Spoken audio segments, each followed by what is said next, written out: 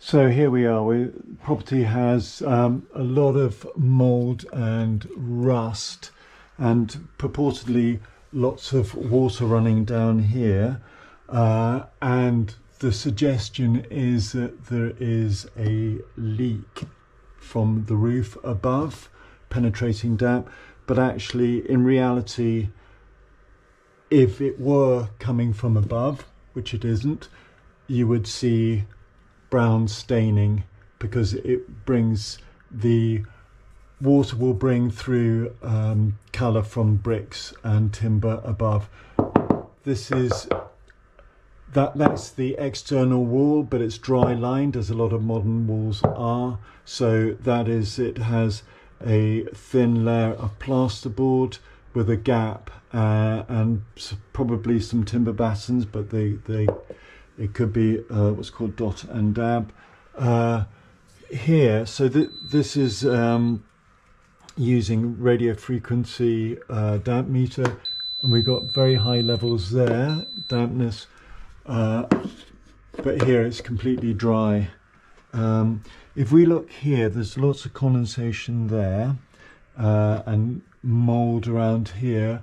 The tenants tell me they've taken a lot of mould away from these windows, washed it, and I think they repainted quite a lot of the walls elsewhere because they were worried about living in mouldy conditions, which is understandable. We have a lot of rust on here. This radiator has been completely turned off, but I'm told that only happened on Thursday when somebody recommended that. Actually, it's counterproductive. You want to keep it warmer rather than cooler to drive off the humidity. They've got a dehumidifier here, which I understand they use for drying clothes. They've got a washer dryer, but apparently it only washes, well, it dries to a level, and then they have to use the dehumidifier to dry it. There's this small, these are really, I mean, this take out virtually nothing from the air. Here are some thermal images where red and yellow is about 5 degrees warmer than blue and purple. See the dots? Those are the dots and dab. It's because it's the adhesive holding the plasterboard to the wall that's causing heat loss.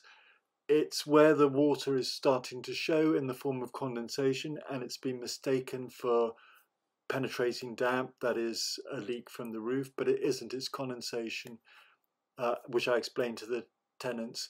It's not a defect of the building. Every building's going to have a cold point, and this is yours. So I'm going to show you what the primary issues are. So the bathroom is the main issue. Here we have a fan, and if you hear the sound of the fan, that's not going to encourage anyone to keep it on. But when the light is switched off, the fan goes off. So 90% of the vapor from showering remains in the bathroom when the lights, when people leave, so when the lights are turned off.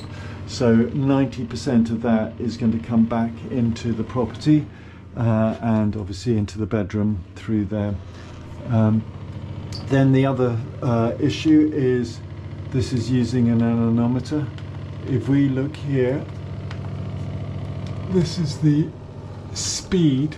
This should show 15 litres a second, and we are seeing 5 litres a second, so wholly inadequate. So really you should be looking to replace that, and I would say, given the issues that you've had, I would say a continuous flow extractor fan. There's lots of mould, there's condensation around the shaver. The bathroom's the key problem. Here's a data logger. I'm going to just see whether it's normal that half the battle is dust that builds up in these things, and even though I think you should replace it because it's noisy and doesn't have an override, I think that we could go some way to improving it.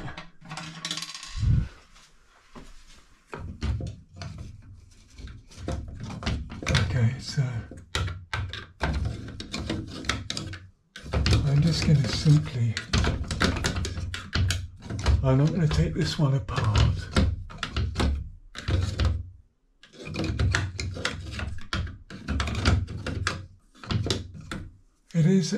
It is theoretically one that has an override on it. Let's see that. That may solve that problem. So what I'm looking at here is to see how many wires go into the extractor fan. For it to have an overrun, it needs to have an extra set of wires or of cables to the consumer unit, and it doesn't have that, which means that you'll almost certainly need to have an electrician install a fan with an overrun on it, or a continuous flow fan.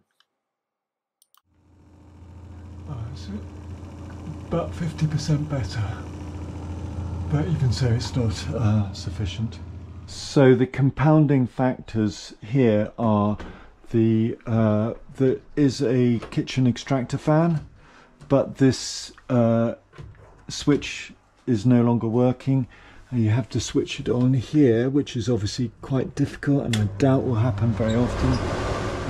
It's also very noisy, so I doubt the tenants ever use it.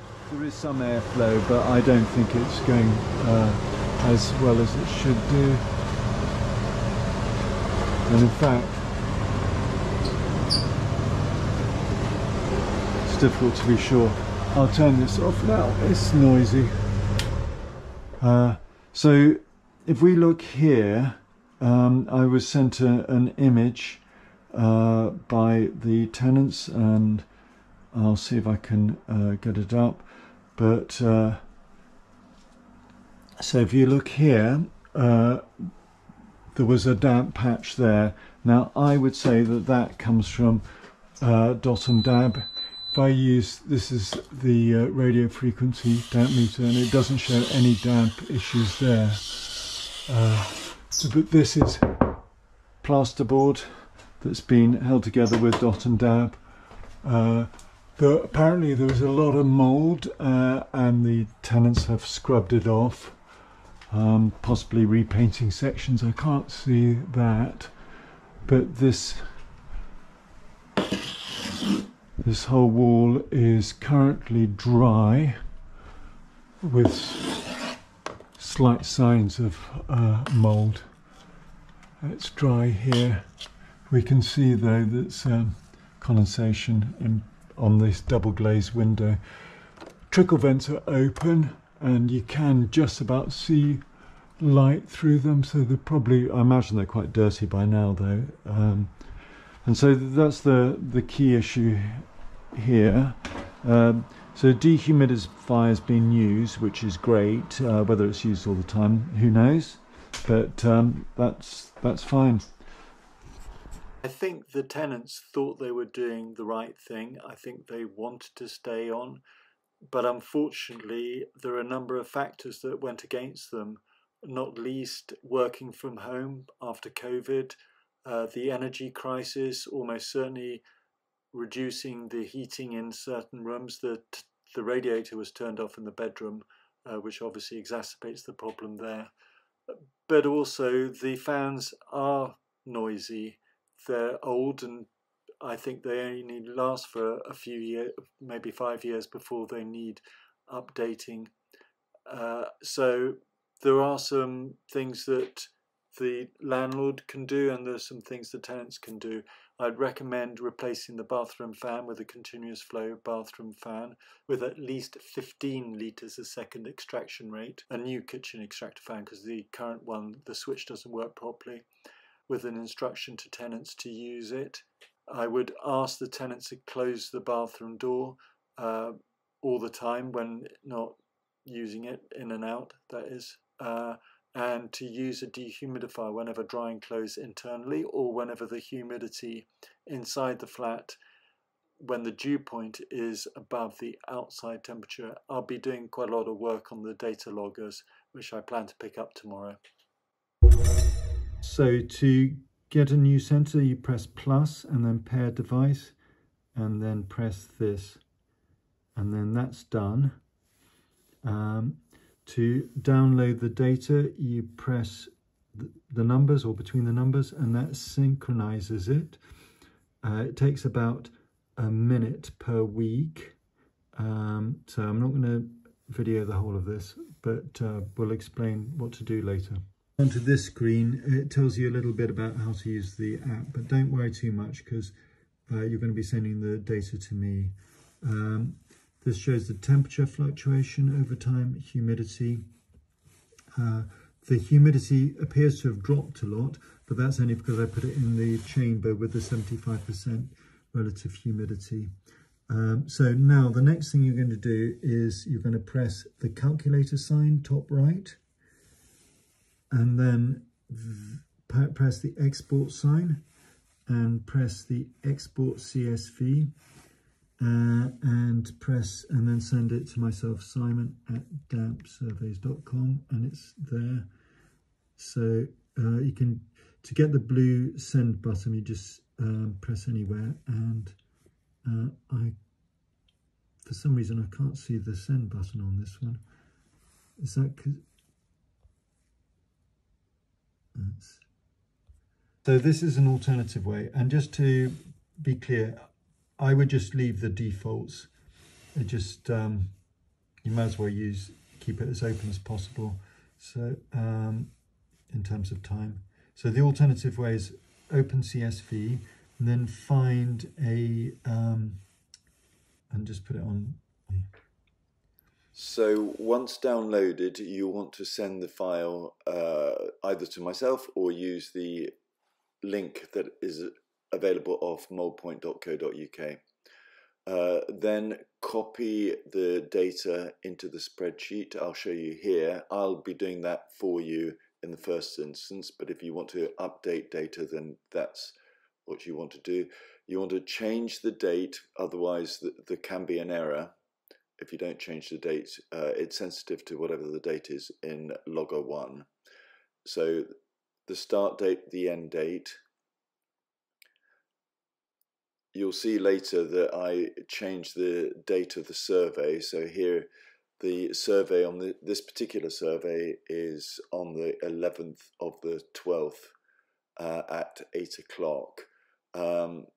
I started off at 8 o'clock, but actually I then remembered that the actual survey took place at, I put the data log as about 9:30.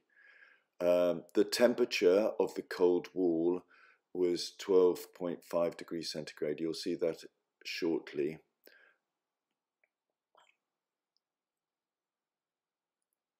So looking at the cold wall here, we have the reveals, which is where the mould is, and you'll see the temperature right at the beginning of this was 12.5 right in the cold areas of the reveals.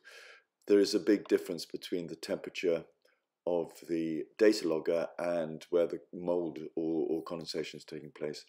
I then look at the calibration. I will try and do the calibration for you, but what I'm trying to do is trying to get the dew points for the two data loggers to be as accurate as possible, in line with each other. And so I use a calibration chamber with salt and a bit of moisture in it, which has a specific humidity, relative humidity of 75%. So I change the calibration on the each data logger at the time of the calibration to 75%, and then I take the average of the temperature. To an extent, it's more about illustration than necessarily pinpoint accuracy, but obviously the more accurate the better. I'll make a change for each one of the loggers.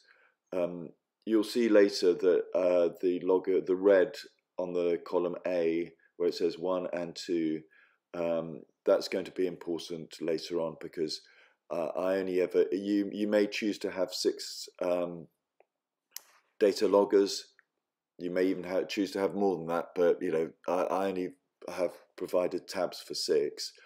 But I always compare data logger 1 to data logger 2. But you can change which one the 1 is and which one the 2 is. But the wall temperature is for data logger 1. So I choose the data logger as the 1 as the damp wall. In this case, it was in the bedroom.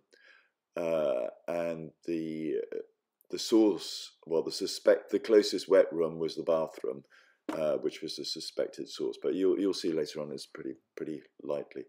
So this is very complicated graph, and I've tried to make it as simple as possible. But the dotted lines at the top are that's the relative humidity on the cold wall. You'll see it's higher than the green. The bedroom green line is the relative humidity on the data logger, but that small temperature difference between the data logger and the cold wall is going to make a big difference to the relative humidity. And you'll see that it hits 100% at times. That's because it's reached the dew point where condensation takes place. This is the relative humidity of the bathroom, and you'll notice that it appears to be around 70%. You might think, oh, well, that's fine, but it's all to do with the temperature of the bathroom. You see how hot the bathroom gets? You know, if you look at the scale on the right hand side, you'll see the temperature gets to about 28 degrees centigrade. We all love long, warm, hot showers, but that holds a lot of moisture as vapor.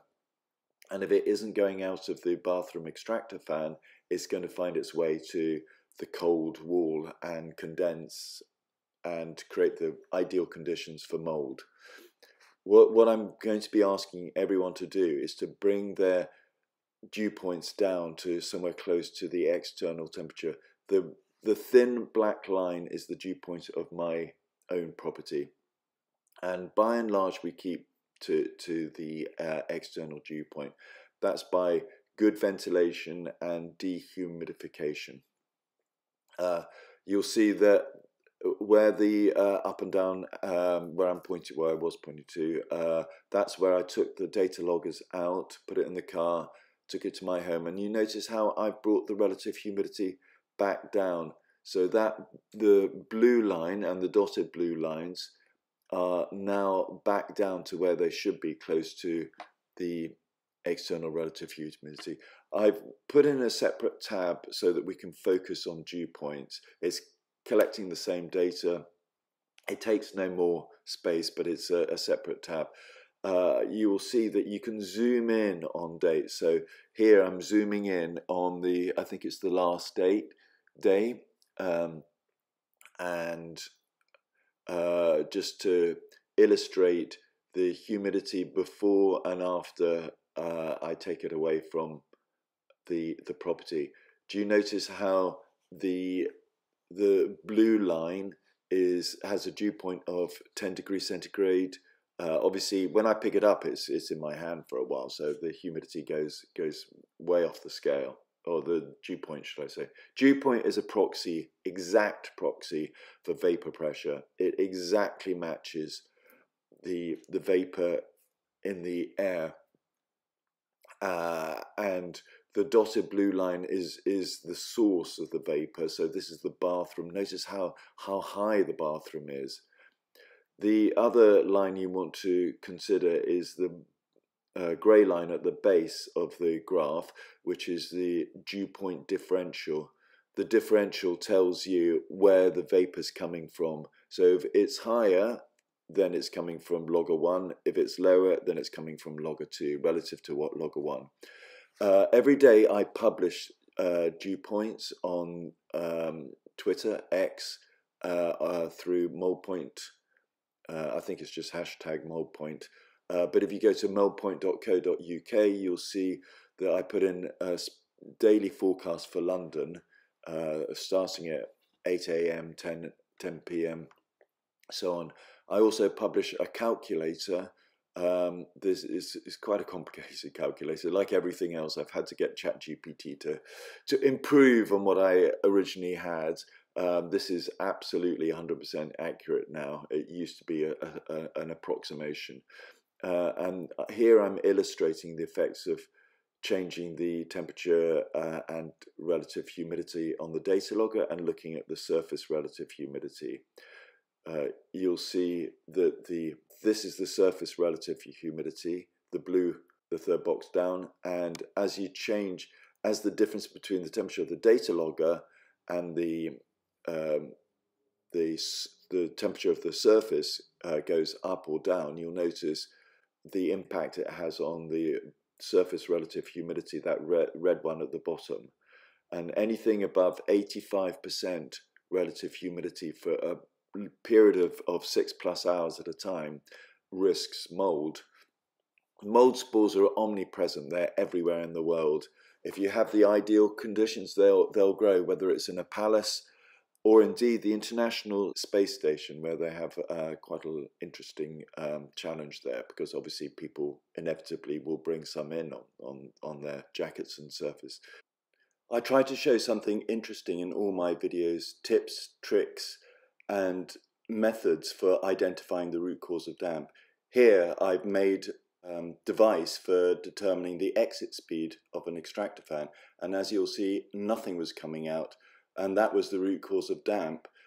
If the surveyor had tested it, as they should do, they would have established that the cause of damp was condensation, and it wouldn't have ended up going to a damp proofing company whose quote precipitated a renegotiation of £50,000. You'll see it in one of my surveys later this week.